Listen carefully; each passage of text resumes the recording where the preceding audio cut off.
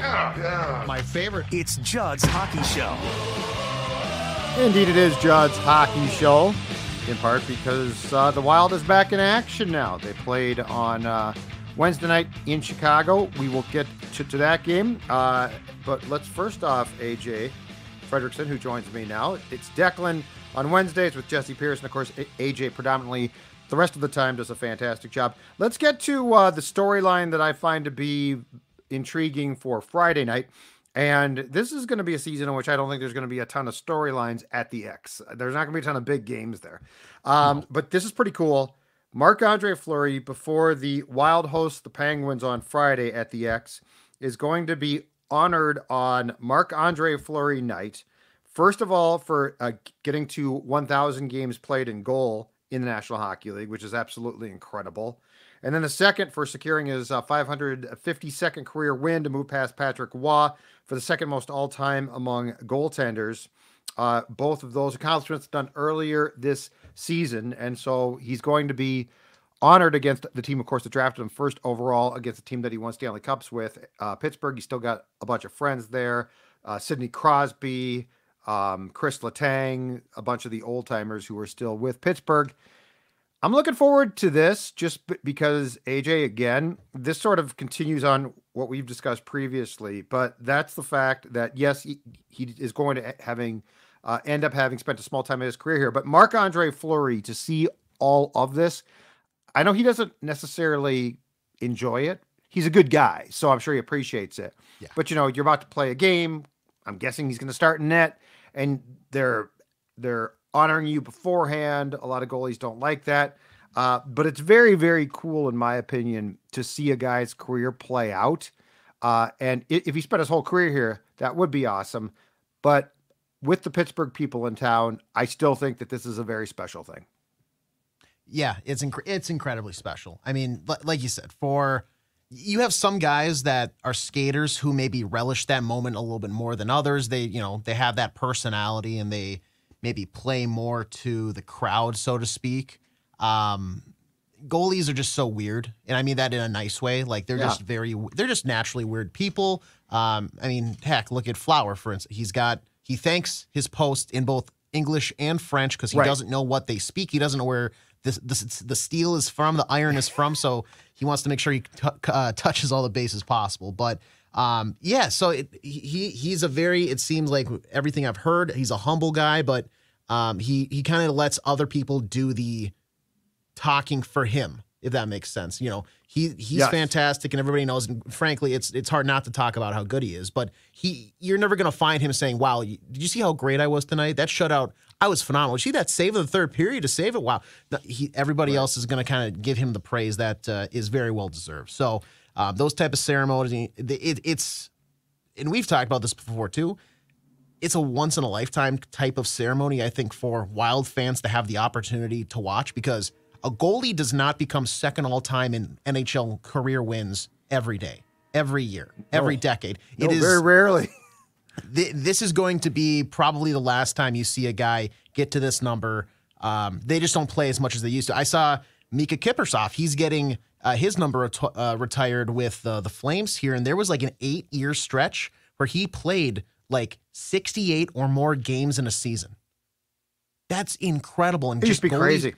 Goalies just don't do that anymore. So to get to not only to the number of games he's at total, over 1,000 now, but to have as many wins as he does, tonight should be very special at the X, even if the team on the ice isn't so special.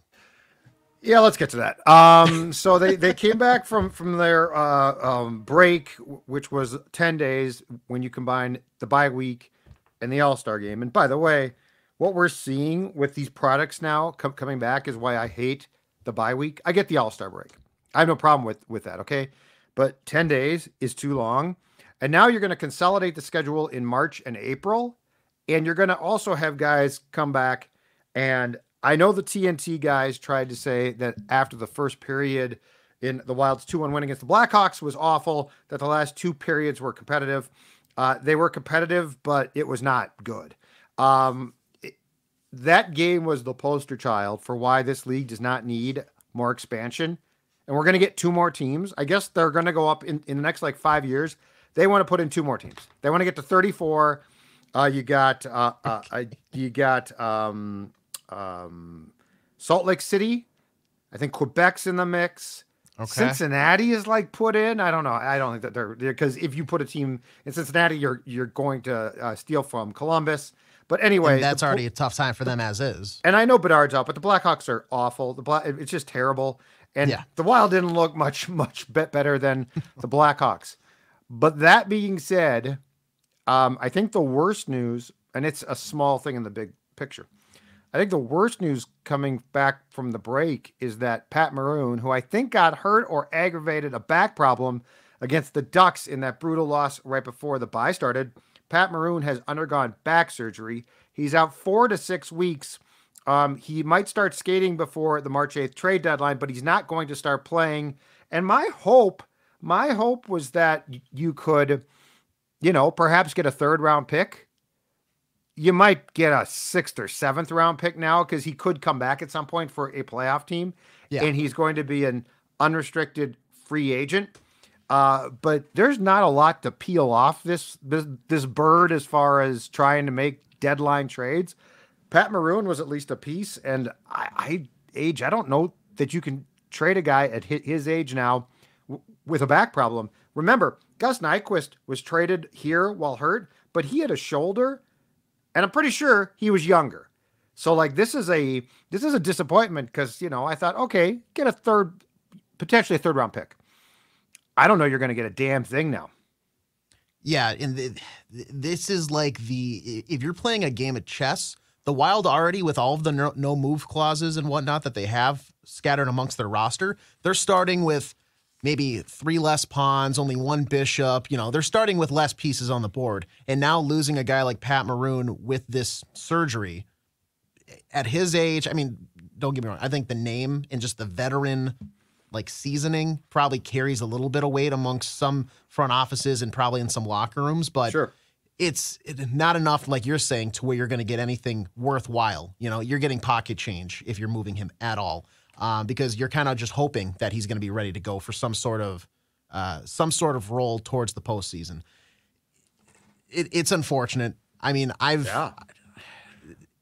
for a team that has so little cards to play with, to lose one, back to the deck and go fish, it's so tough, because now that it burns the spotlight a little bit brighter on a guy like Philip Gustafsson, who I know some people say that's, you still have control over him. He's got a good cap hit. I argue that's probably the reason why you should look to move him. Teams are going to need goaltending, and, as we get down to the nitty gritty here, they're going to recognize, hey, we really need a goaltender. We'll bump up, maybe that second conditional turns into a solid first.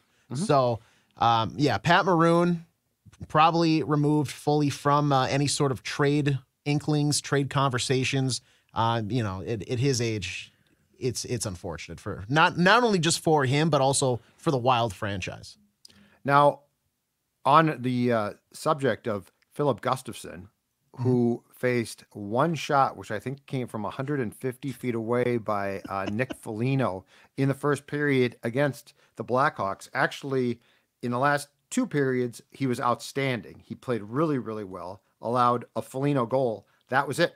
But yeah, I thought that he was one of the few bright spots. And I want your opinion here, okay? Because I know they're coming back from a break, and my contention is the break is way too long, but it's still a break.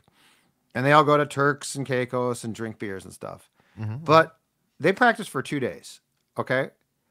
And just to start with, I honestly don't think this team is that good. I think it's got some nice pieces, Kaprizov, obviously, Faber, but I think there's a lot of dead spots here. So I'll start with that. But what is your opinion of a team that comes back from that break, has 2 days of hard practices, it sounds like. So they got him sweating. John Hines did. Yeah. I thought that game, and now the Blackhawks stink, okay? They're awful. They're an American Hockey League team without Bedard. Or I'm sorry, yes, without Bedard. They're terrible. But the second period especially, But the first period, I thought the Blackhawks had one shot because they suck. Like, John Hines tried to say, well, we played well in the first period. I think the Blackhawks are just awful. But what was your opinion of the fact that your best players on the ice probably were Faber, Middleton I think he played well. Your goaltender was good. But up front, your fourth line was your best line. How does this happen? Now, Foligno did play hard, but his line didn't play hard. His line didn't play well.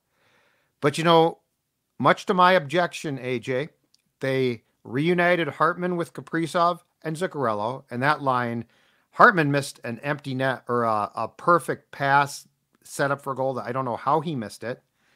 The Eriksson-Ek line, Boldy, who impressed me actually in the 2 losses right before the break, Boldy didn't show up. Like, I never even saw him. And Johansson glides around, I've talked about this before, more than anyone. I really, really thought that this was an indictment.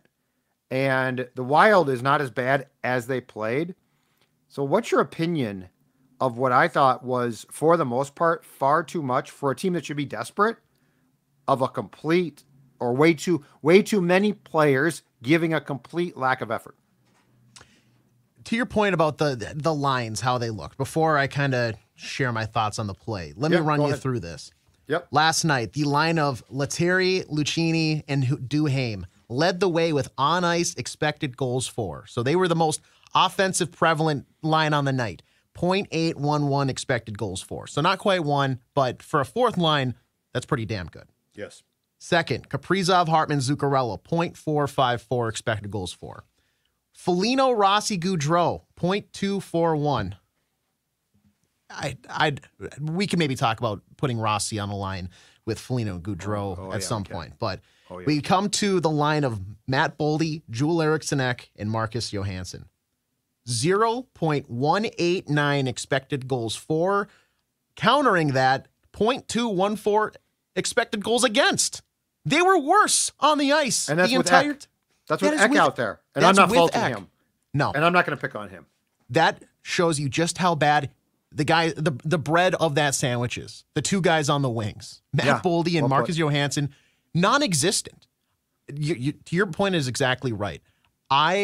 Frankly, I don't remember recalling Matt Boldy's name being said once in the broadcast. Like, he was so unnoticeable, just so transparent, just elusive to the game last night, and not in the good way. He was nowhere to be found. I'm not even sure he made the trip to Chicago at this point, other than his name is on the score sheet that he played and logged minutes.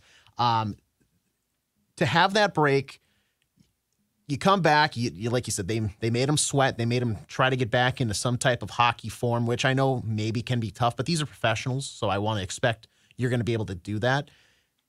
You're playing a team, and I disagree with you. I think even with Bedard, this is an AHL team, because how many times do you see Bedard is obviously leagues above some players right now, but how many times do you see a guy that is very talented maybe have to get kind of stuck in the AHL? I mean, look at Marco. I'm not comparing these two in a sense, but Marco Rossi was stuck in the AHL last year and he was just lighting it up.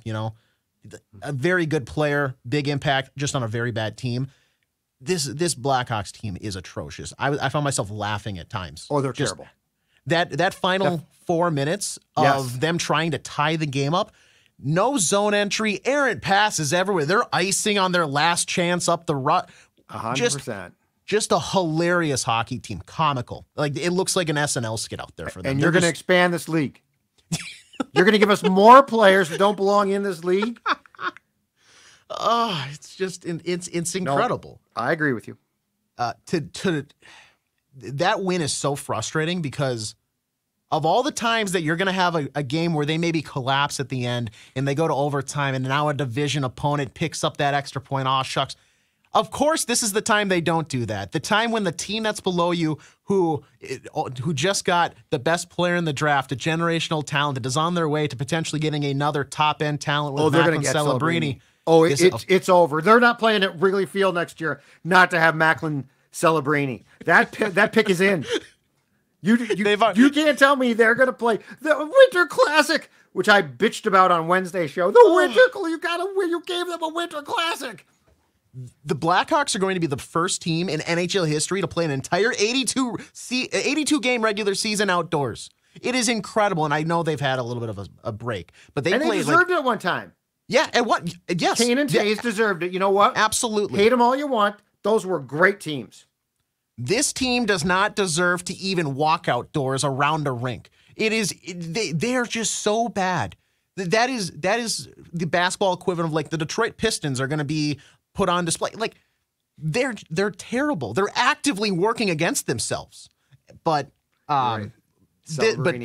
but to win this game, yes, you're not even you can't even bring them up by forcing them to take a point. You take 2 points, they get none, and you barely were able to do it in a sense. If you think about it, because this team felt like momentum-wise at one point fell behind. Like as soon as that Foligno goal tied things up, you're like, okay, I've read this book before. I've watched this episode. And they had before. chances. Gustafsson was outstanding.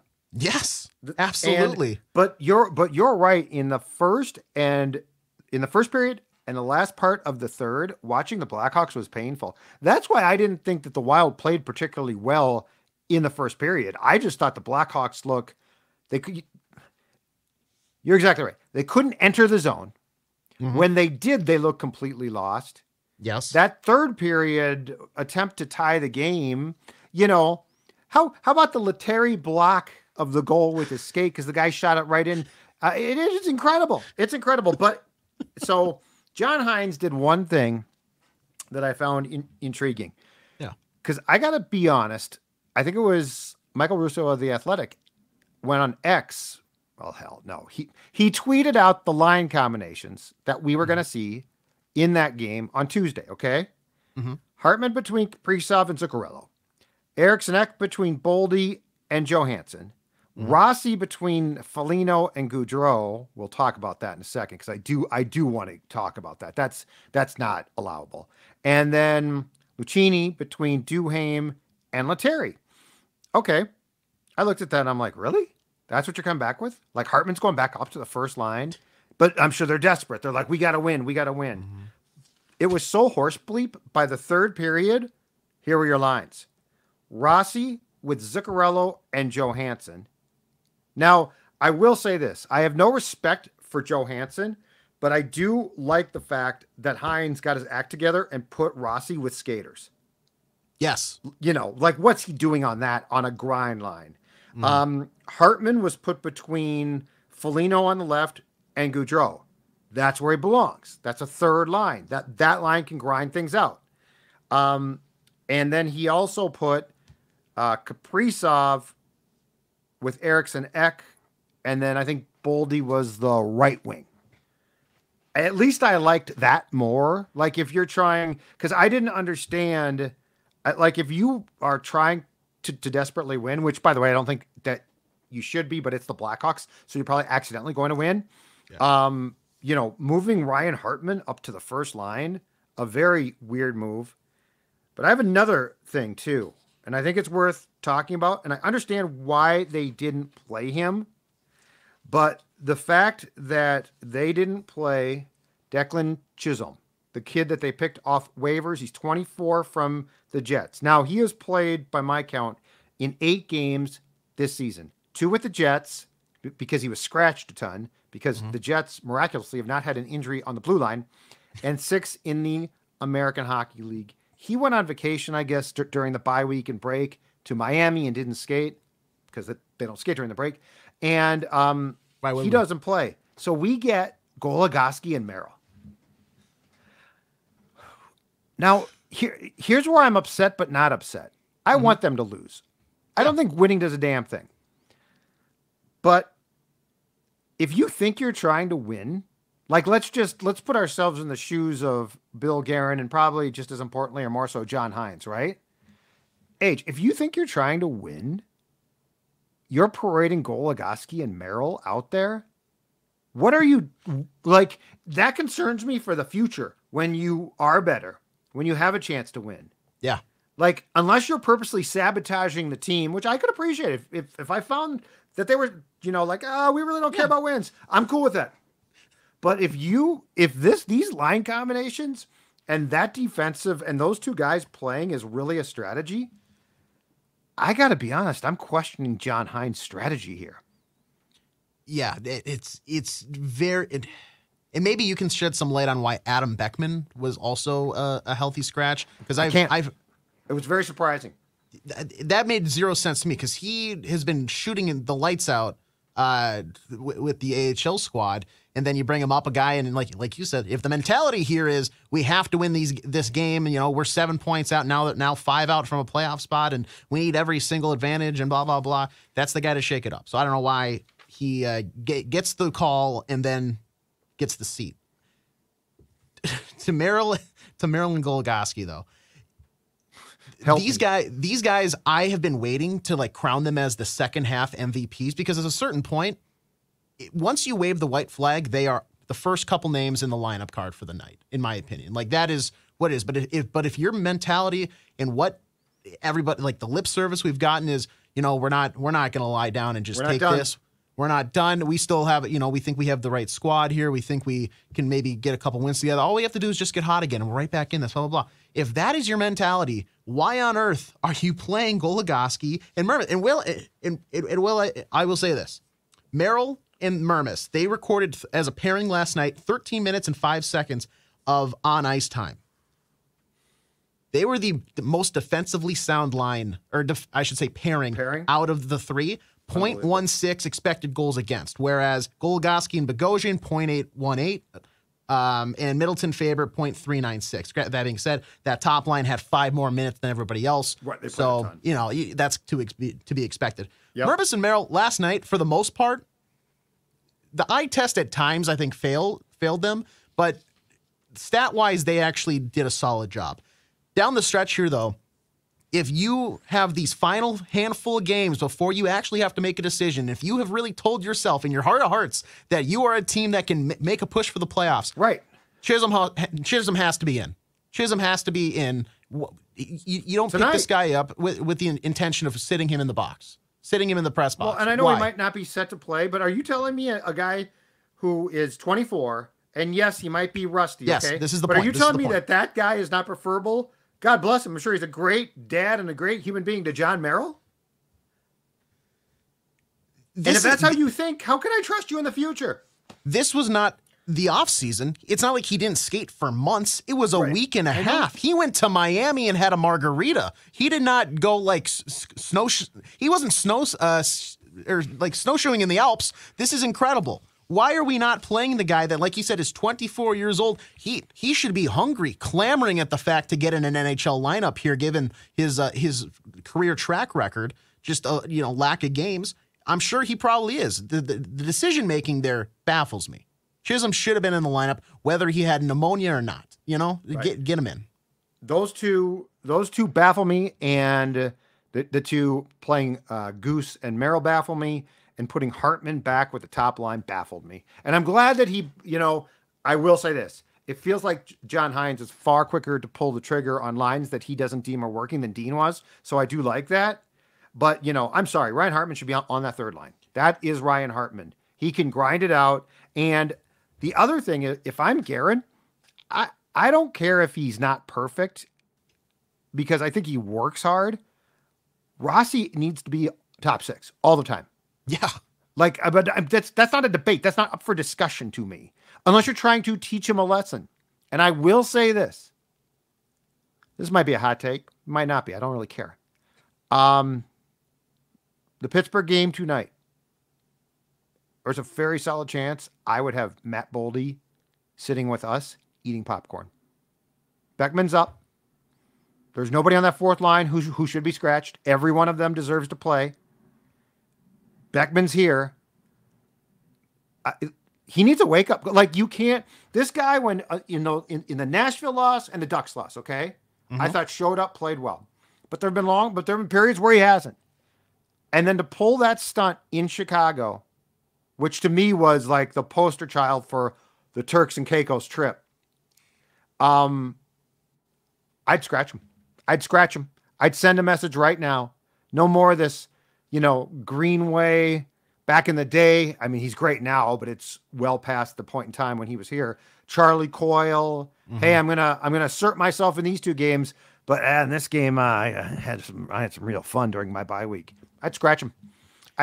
Because to me, the bigger picture is far more important than any single game, and that's how I get. Because I have no interest in trading him. I have zero interest in like pulling the same thing of, okay, Boldy didn't work out. And by the way, I think he's going to work out. But with Beckman here, I'd say, okay, you're in. Boldy, you're out. Let me ask you this then, because I think maybe some people will counter with, if their mindset is that they have to win, can you afford to teach that lesson now instead of waiting 2 weeks when maybe you eventually do wave the white flag or something like that? Do you think tonight is acceptable to do that, or is it wait a little while until, okay, trade deadline, we're officially sellers, we're no longer in it? I think it's, having seen this stunt pulled by numerous players in this franchise before, I think sending the message now is the most important thing. I will agree with that. If you're going to send the message, do it in a... It doesn't carry as much weight in 2 weeks. Right. Right now. Well, yeah, if you all punt, like if you trade Gustafson and then you're like, hey, Boldy, you're scratched, he's going to go down to Tommy Reed's. Quite frankly, I don't blame him. I might join him. Get some bad blue. They got have it some on cold there. ones at Tommy Reed's. Tommy Reed's is a great place. But no, I would send that message now. And you know what? For better or worse, if Beckman gets to play, it's going to work his ass off. That fourth line worked their ass off. They ain't that good. Actually, Lettieri is sneaky good. Yes. Lucchini worked his ass off. And Duhaime does a lot of things that I don't think, like, he's far from perfect, don't get me wrong. Yeah. But he does a lot of things that we probably don't appreciate. Lettieri's weird. He's a quad A player. Like, I bet he is great in the American Hockey League because he's got skills. Yes. I don't know that those skills can consistently be used up here. Yeah. But yeah, I would send a message. And I mean, this is a guy that you just signed last year to a 7-year, $49 million contract that very few people are untouchable here. And I don't want to threaten him. I don't want to trade him. I don't want to give up on him. We've seen far too much. But this game, I would say I would rather have an American Hockey League player who's going to work his ass off than, and he'll say, well, I'll work hard tonight. Screw you. It's too late. Like you got to learn a lesson here, buddy boy. Where was that on Wednesday? Huh? Yeah. Yeah. And they're not good enough for me to really be concerned about this either. Yeah. I'm with you. And I think Matthew Boldy will eventually work out. It's just a matter of like getting through. And when he does work out, AJ's great. That's the thing. Hines has been getting a lot from him. So like last night was inexcusable.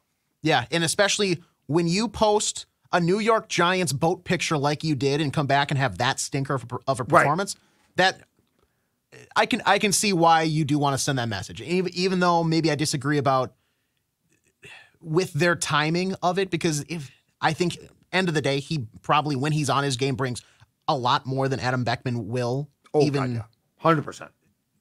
Like this is their time to like do or die. But on the other side of the coin is the importance of sending that message tonight. You're take in Marc-Andre Fleury night in the crowd like the rest of the fans. Right now, you are no better than that. Yep. You don't deserve to play tonight. Yep. Like you just showed up against an American Hockey League team that masquerades as an NHL team, and you back to your stats at the top of the show. You provided nothing. Nothing, and we all know that when you do apply yourself, you are a very good player. So, all right, you're gonna be the like the agent that snuck into the team picture for Marc-Andre Fleury night, like they had on when he passed the record initially. Like you had Spurgeon, and I get it, he's hurt, but you had some of these guys that were scratched, and it's like you look so out of place here. Like, and it's stick. Yeah, if you want to send that message, suit and tie. Suit and tie, baby. Press box. I love that press box hot dogs. I love that idea. All right, we're done. Judd's Hockey Show. I'm guessing that we'll be back early next week. By the way, on Tuesday, Kevin Allensbach, longtime friend of mine, who has authored a book on the Minnesota North Stars' magical run to the Stanley Cup Finals. It's coming out later this month in 1990-91. Will join us for a conversation about his book, and we'll take a trip down at North Star memory lane. My guess is AJ and I though might do a show before then to react to the up and down roller coaster ride mostly down. That is the Wild. We'll talk to you later.